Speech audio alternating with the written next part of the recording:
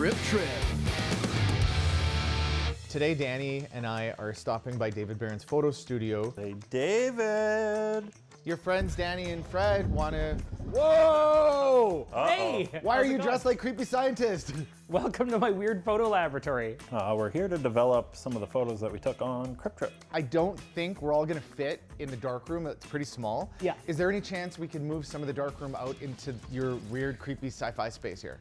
David Barron, when he was first designing his darkroom, decided to be as ableist as possible. We had to black out the main shop area. Realizing the error of his ways, he turned this studio into a larger darkroom. So let's pick a photo that we want to turn into a huge poster today. When we were making Crip Trip, I had a sudden inspiration to take an artsy photo, and it was Danny and I naked in the shower with me like sort of operating the shower and doing some caregiving stuff. The lights look good, the room is dark, we've chosen the photo, let's get printing.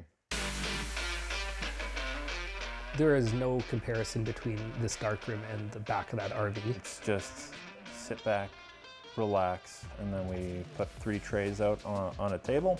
Okay, just pour them in. You know what'd be funny? What if I peed in one of these?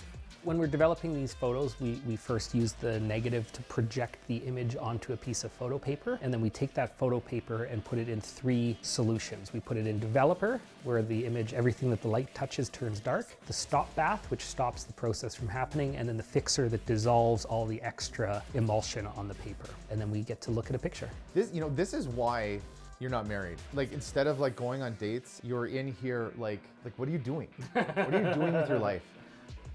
One day they'll just kiss. We're projecting the image down onto the table. That looks awesome, that's huge. That's a pretty big print. So I'm gonna do a test strip to figure out what exposure we should do on this big sheet.